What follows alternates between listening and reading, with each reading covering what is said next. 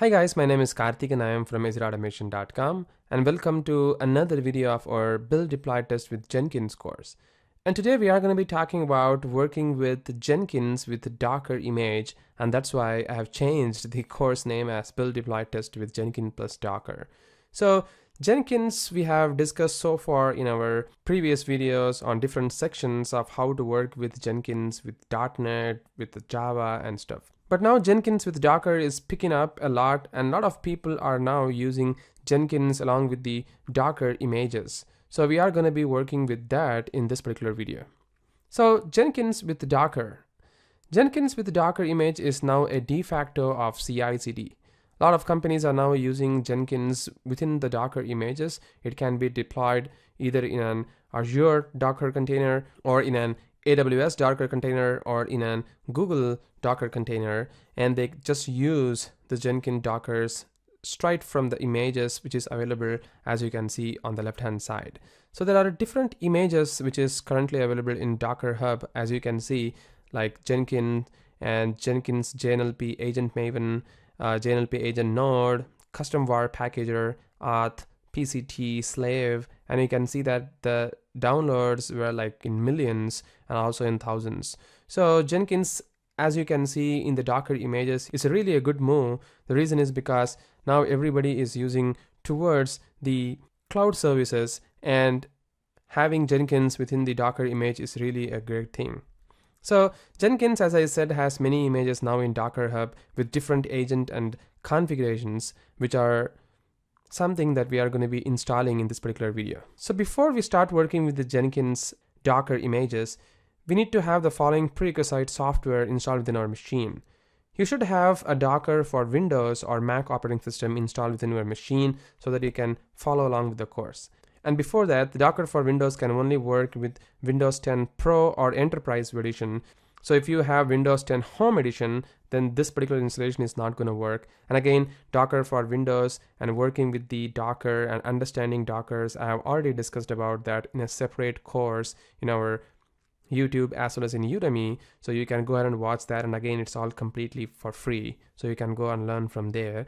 But again, if you have a Mac operating system, you don't really have to go through all these problems. Docker for Mac will straight away work without any problem.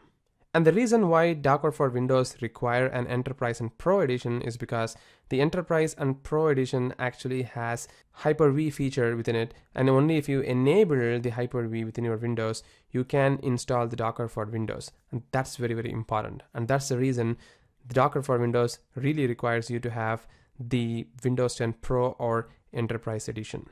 So let's quickly install our Jenkins within our Docker image, and we'll see how we can access the installed Jenkins from the Docker container and use that within our local machine. Alright, as you can see here, we have the installation guide for the Jenkins within our Docker. So you can see that you need to install the Docker as the first thing.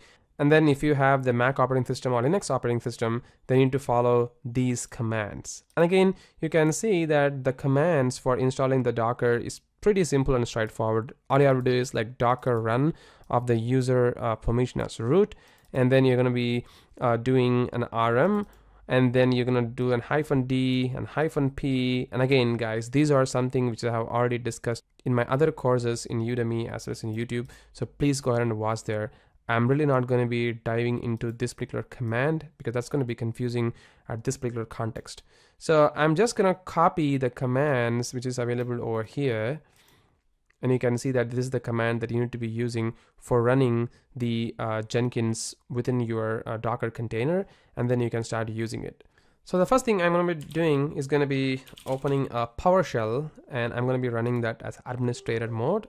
So I have already installed the Docker within my Windows operating system, and now if I just do something like Docker, you can see that I could able to see all the commands coming in over here for my Docker, and I can do something like Docker images, and you can see that it shows me all the images that I have already downloaded from the Docker Hub.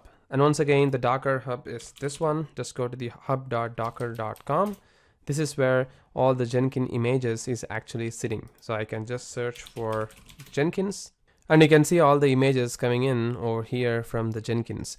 And also you can see that some of the images are not from Jenkins. It's something like Jenkins XIO, so maybe those are the unofficial documentation. So make sure that the images that you download is from official and maybe your known sources of it. All right, so enough theory about the Docker Hub. So I'm just gonna copy all these command and I'm gonna paste it over here. Oops, and you can see that it's gonna show me this error. The reason is because of this slash that I have got. So I'm gonna make this as one line, and then I will paste it over here so that you can see that it is gonna work without any problem. So I'm just gonna paste it. So I'm just gonna do that. It's exactly the same command that we saw over there in the documentation, and then I'm gonna hit enter, and you can see that once I do that, it is gonna download the Jenkins CI Blue Ocean latest version from me. So that way it is gonna have all the latest versions of Jenkins. So as you can see that within my local host colon 8080, I don't really have any Jenkins as of now. So once it is installed, we can see the Jenkins over there. And in the meantime, you can also see that once the Jenkins is being installed, you can also see the password of the Jenkins, which you can get during the installation process, which you can do using this particular command, docker log of the container name or the container ID. You can do that. This way it is going to be very easy for you to get the password from the installation part. So I guess it's currently done. There you go.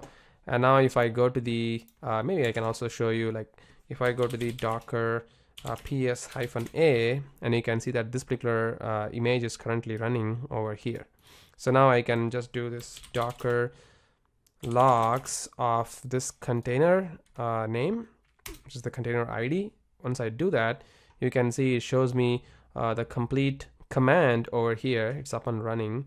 And now if I just go to the local host, you can see that it says like, please wait while the Jenkins is getting ready to work. And it is kind of right now loading, which means it's gonna do something for us over here. And now if I just go to the logs, like docker ps-a for this container ID, I can just see the logs, something like this. And you can see that I actually have a password here for the Jenkins installation that I really require over here, right? So I can just give this, and once I hit continue, you can see that it is going to do the installation for me. It's going to be pretty much exactly the same thing that we saw before. The installation is going to be pretty much the same thing, but just that this time we are doing the Jenkins installation within the Jenkins container in our local machine. So basically the container is running within our local Docker, and the image is something which is sitting in the Docker hub.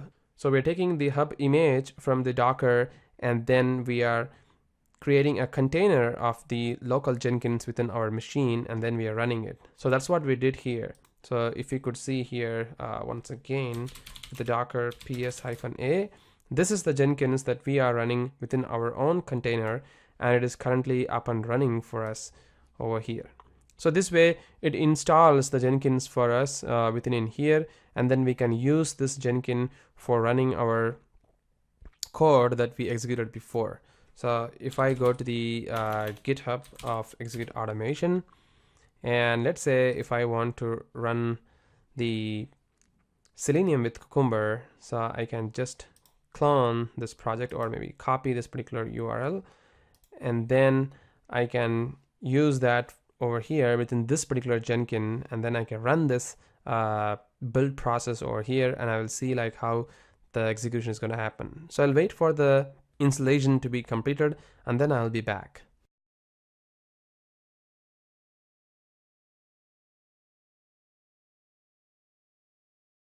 The installation is done right now, and then I'm gonna create the username and password. So it's going to be all admin, and the first name is going to be Execute Automation, and my email ID